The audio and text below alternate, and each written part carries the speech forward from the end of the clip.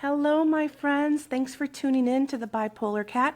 I'm your host, Amanda Lee, ready to tell you the most there is about bipolar disorder and mental health. Hey, everyone. Hope you're having an awesome day and staying fresh and cool this summer.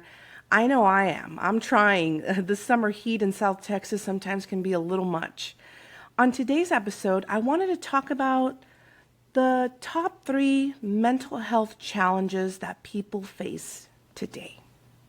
The top 3 are anxiety disorders, depression, and PTSD, otherwise known as post-traumatic stress disorder.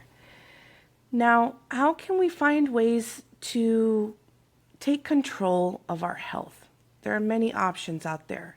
Online, you can find all kinds of resources and things you can do to improve your well-being, and all while combating depression or, any mental illness, just in general. It is important for you to find resources and connect with family and friends, to help better your health and for yourself.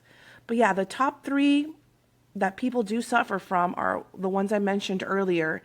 And even though all of these resemble the same qualities of each other, they are all significantly different. Okay, so I'm going to talk a little bit about each. Anxiety disorders, you feel extreme worry or fear. I know I have in the past. Whenever I'm worried about something or just I ruminate in my mind over and over again, and I can't seem to get it out of my mind. And it's so frustrating.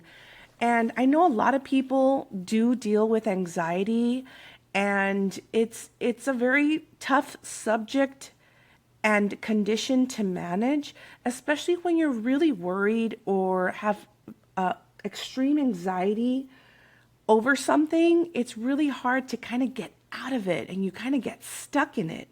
And it's a downfall, and it's a very difficult condition to manage.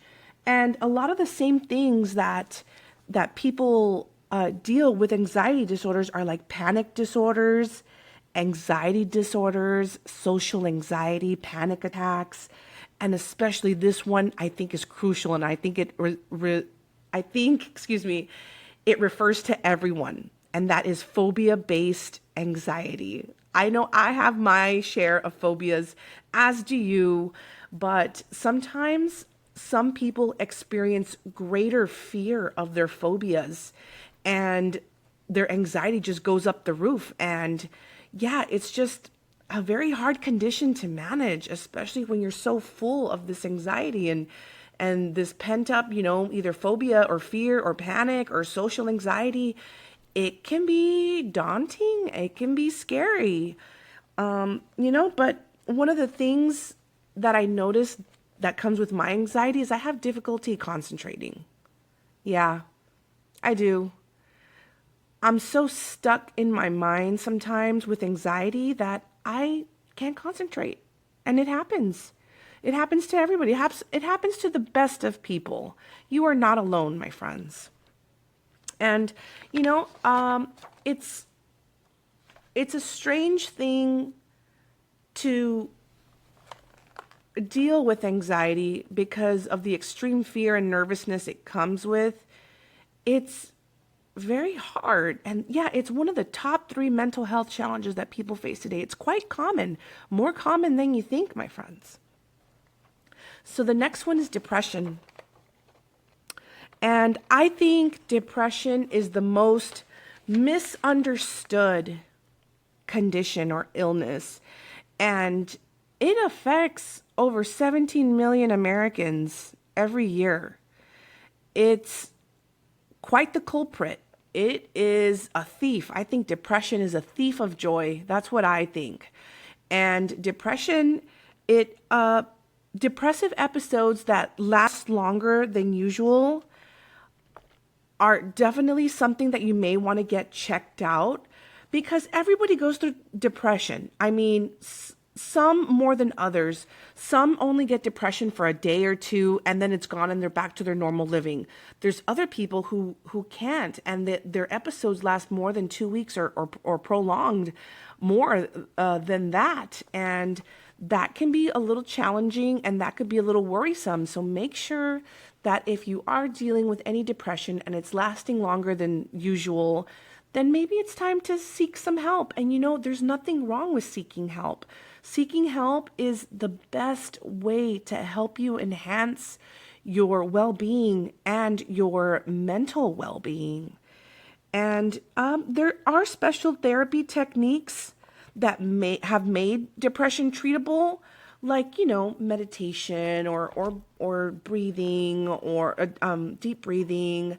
Some people take holistic approaches, but I'm sorry to say, but there is no cure for depression. There just isn't. And it's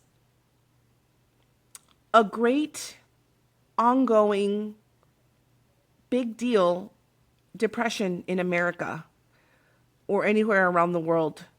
Depression, like I said, is the killer, is the thief of joy. It's the thief of joy. And it's sad that we experience depression, but like I said, if you experience depression longer than usual, seek some help, connect with others. There's people who are out there who care about you and willing to help you. Okay?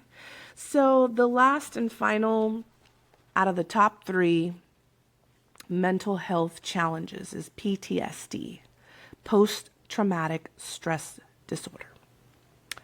And it is caused by being exposed to many traumas or a trauma. But I heard and read, as I did a little bit of research, that it can be treatable. But unfortunately, women experience greater amounts of PTSD as compared to their counterpart, men. So women have more trauma in their lives and develop PTSD than men. That was an interesting article that I read online.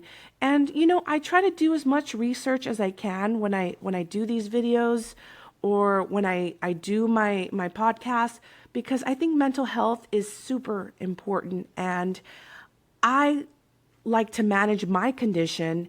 My bipolar isn't easy to get along with. I fight with it sometimes. There are good days and there are bad days. But there are successful ways that you can manage your symptoms, whether you're dealing with bipolar or depression or anxiety or PTSD,